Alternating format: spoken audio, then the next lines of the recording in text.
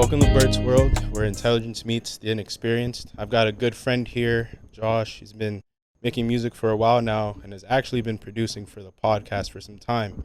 I'll lend the floor to him so he can introduce himself. Hey, I'm Killu, up and coming artist. Been producing, mixing, mastering, doing everything I do all by myself for a while now. I've been doing this since I was like real young, like 13, and I'm making beats for my friend here on this podcast. What got you started with music? Like, what was the driving factor that made you say, all right, I'm going to sit down an hour or two and try and learn how to do this?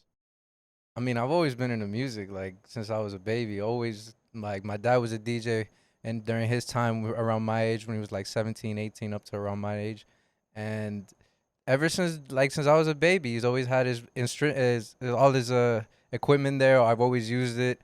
I've always been like, oh, like what is this? What is that? Around 13, I went to a friend's house of his, and he had a lot more equipment than he had, about three times as much, all stacked in like a one separate room by itself.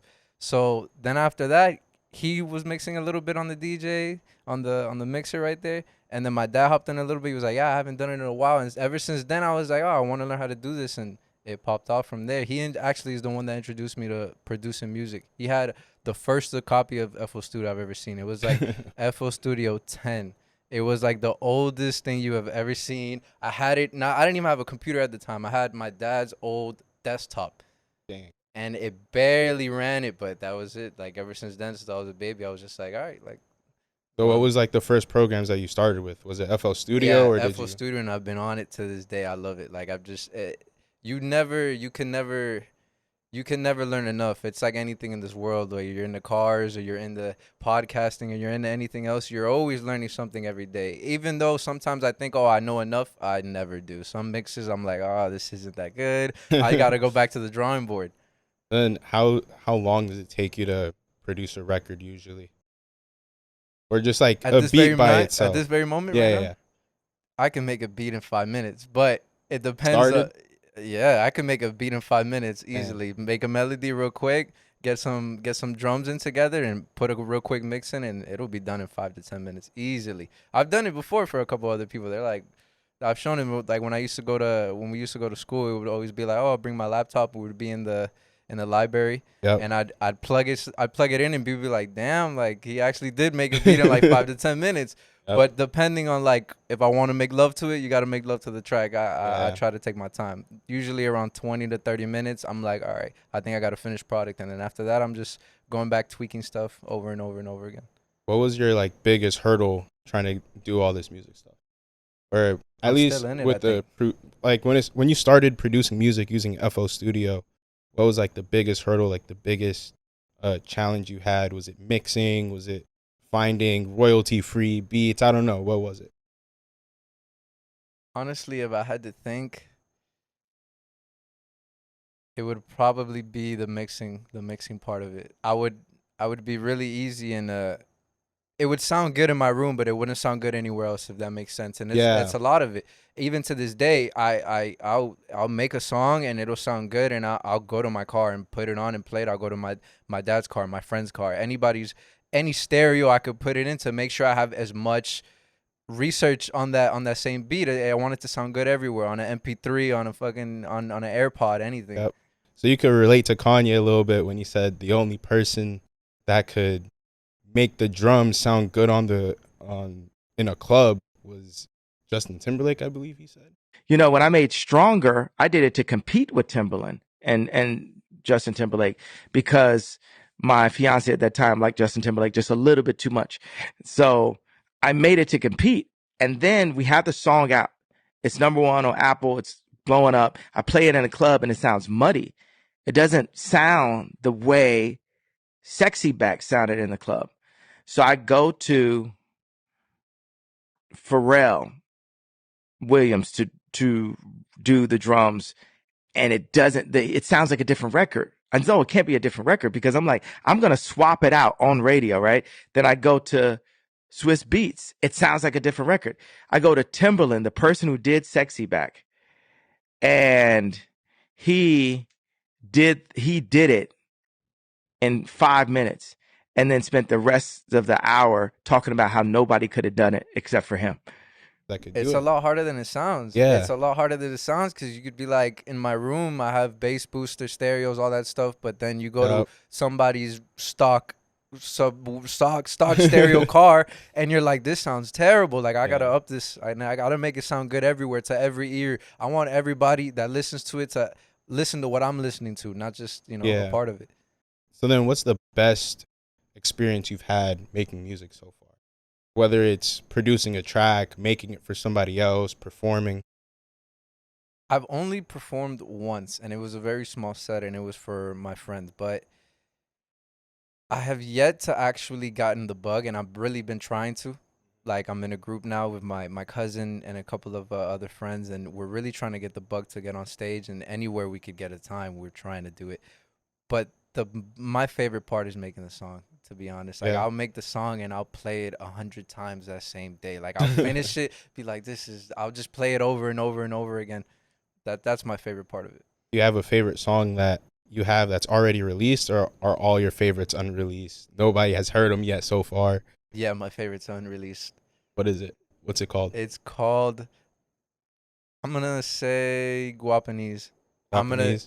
Guapanese. That's my favorite so far, and I think I'm gonna use it for probably the first song that I'm gonna drop, or maybe the second and third. I only have a couple, cause my idea, what I want to do is drop a song every Friday for a Yeah. couple, for like 1 or 2 months. But I don't want it to be already made.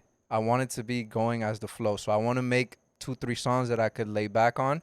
Hmm? But as I'm making it and as I'm ready to drop, I want to keep making like whatever I'm feeling right now is what I want to drop. Whatever the feeling I have right now at this very moment. I like that because for a while now you've been making music, and me and Josh go back for a while. You would always be making music. I'll be like, oh, where's it at? Yeah. Is it dropping? Is Yeah, it dropping? I'm very quiet with it. I have 50 songs made, complete, finished, I know. done I believe it. easily. But I want this to sound a certain way, and I want it to actually grasp everything that I'm feeling at this very moment. Because you can make a song and it'll be like some random idea, and then it's a good song, but it's not really what I'm feeling. I want it to sound a certain way. So you said you're working with that group. Tell me a little bit more about them. Yeah, we're called NR, stands for New Ren. I didn't come up with the idea. My cousin's homie came up with the idea, and they started it together. But I always loved what he was doing because I never really had a click like that. I never really liked to make music with other people. Other people are kind of stuck trying to sound like somebody else. It's not why you don't really see me with features or trying to get some other artists. I've had some other artists here in Florida locally or just in Miami locally that I've reached out, or I've reached out to them, but it's just not it's hard to connect. But I've always loved what he did with his click, and I think we all work good together, even though we all sound completely different. Like Okay. my cousin Padron, yeah, he's like my blood brother. He sounds completely different than what I sound, but we still we could work together. Any moment I make a beat for him, he makes a beat for me. We can hop on a track. It's just that. But I really like what we're trying to do now. Like, we're trying to get everything together, all our pieces together of he sounds like this, he sounds like this, but we all can come together, and it's a lot better, Lone Wolf. Lone Wolf is not that easy. No, it's not. Yeah, Lone Wolf Yeah. is that's how a lot of us like to be. I like to do a lot of things by myself. I do everything by myself, but you need something else to lean on. Yeah, for sure. We kind of touched on that maybe a year and a half ago when we were doing like that whole, you know what I'm talking about, like when you were here and the whole squad was here. Yeah. One thing I learned first 2 years of college, man, cannot do anything by yourself. Yeah, it's Like, really you hard. can, but it's ridiculously difficult. Yeah, Once you just have that because you team, need to connect. You need Yeah. to connect. Even if it's just making the music, you need to connect, because I could be stuck in my own little bubble, and he could show me something that I'm like, oh, I knew this, but I didn't really see this at this very moment, and I do the same to him. I like Yeah. doing that. I showed him. Ever since I was making music, he loved it, and then he just got into it himself, and I showed him a little bit, but I knew he really loved it because he just went on, took off, and just kept learning by himself. I was like, all right, Yeah. this kid really is really into it. And then after that, I was like, okay, like, he actually has something that he could show me. I have something I could show him. It's not just It's not one-sided. Yeah. Yeah. So we'll wrap it up with this one. I got a couple rapid fire questions for you. Let's go. All right, you ready? Favorite artist right now? Right now, at the moment. Yep. Young boy. Easy. Oh my Easily. cannot. Easily. You know what? I'm I should sorry. have known the answer. My fault. I'm sorry. I have a lot of my top 5 artists are people that a lot of people don't really know unless you're really into like the Nah, underground drop music. them. And Drop them. Rob Banks, Oh, amazing. for sure. Wi-Fi's Funeral, amazing. sure. Oh my God, like uh, B P Weezy, amazing. Shorty, amazing. He's not from here, but I love Yeah. him. And who's the one more from? I want to think of one more for Florida that really just no one's. FCG Heem. He's coming up right now, and a lot of Yeah. people don't really know, but he's got something. He's got something. And who's your favorite producer right now? It's hard to think of a favorite producer because every producer is different, and everyone's trying to make a lot of different types of music. But if I had to think of one, honestly, I've always loved a lot of the underground people from here, like Miami. Like Chris De Niro was a huge part of that, and damn, I can't think of his name from the off the top. I think it's Mira or Nuri. Nuri?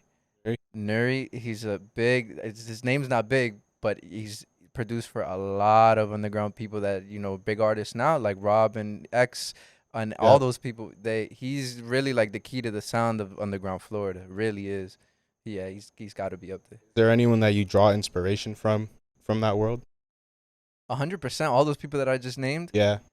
Those are all the people I really listen to. I don't really listen to a lot of the radio music or whatever. It's just hot at the moment. Yep. Or you see, my top 5 artists are people that people don't really know. That's my inspiration. Is pretty much that. I like to think of myself as an underdog. Yep. Yeah. I mean, it's kind of like it's kind of just how it is. I've seen it. I'm like, all right, count me out. Count me out. I'm ready for it. For sure. Then, what's your favorite genre that like you listen to like by yourself? Not like when people are in the car. Talking about late night drive, you drop the homies off, you're on the way home. It's not even genres. Like I love R&B music. R&B is just the together of rap and Yeah. soul. Like that to me, like I love to sing. Rapping is cool, but I love to sing. R&B is my favorite. Anything, and a lot of I don't know what to call it, but like underground rock. Like it's not really like it's like they call it, I guess, garage rock. Name a couple people if you can. There's a big artist here in Miami, very locally. His name before was Poseidon, but now it's Real Life Animals. He started off as a band, but I guess he just produces a lot of his stuff and like he sings a lot. But that type of music, it's like R&B, but it's not even rap. It's like a very soft, mellow, like something you would never even catch me listening to be honest. That's what I'm saying. Yeah, and he's very local. You see, like I like to listen to a lot of people from here. Like the sound from here is very different, and a lot of people don't know it because we have a lot of different things. Like even like Rod Wave that comes out from North Florida, or like a lot of people that are coming out from Tally. Like they have their own sound, but the South has their sound too. Then Broward has their sound with Kodak. Easily, even you could divide it even from the east to the west. It's literally 2 different sides. Yep. I think when you listen to a lot of things I'm gonna drop now, you're gonna see where I kind of fall into a couple categories. Not that I'm like, oh, I'm here or there, but you'll kind of picture it for yourself of like, wow, this is a very east side, wavy. It sounds like something I could play on the beach. Okay, I'm excited. Last rapid fire question: Pac or Biggie? Biggie, 100%. I love Pac. Pac is my guy. Pac is amazing. Yo, Pac is really. A lot of people say, like, from a new generation, why would he be so famous? This and that. It's just old head stuff. But he stood for something. He's not just a rapper. He stood for a lot of things. But Biggie, my favorite thing in the world to do is sample. I love sampling old soul stuff. And you know Diddy. You know how he was. That he got him to rap on a lot of old school samples and stuff like that. And you listen to it, and it's not like he's not trying to be thug. He's a thug, but he's not trying to be thug. It's music. It's what he's feeling. Okay. And Biggie, yo, he got some bars. He got some flows that you'd be like, I've never even heard this before. Right. So we'll wrap it up here. You already know I appreciate all the producing that you do for the podcast. Bro, I appreciate you having me here. Absolutely. And if you want to catch his music, all the links are in the bio. Killu, Spotify, SoundCloud. Even YouTube, I believe. But you're not. YouTube, Apple Music, I'm everywhere ever Right. since the beginning. I wanna make one note clear. I'm not sure when I'm gonna drop this because Yep. I'm gonna start like just making it as I go, but it would definitely be out everywhere. It's not just gonna, I'll drop a little Lucy's on SoundCloud, but Yeah. this is gonna be everywhere. You could catch me everywhere, but just follow me on IG. It's at Pineapple Fana, and you'll catch me everywhere. That's Sure. that's the only where I'm at.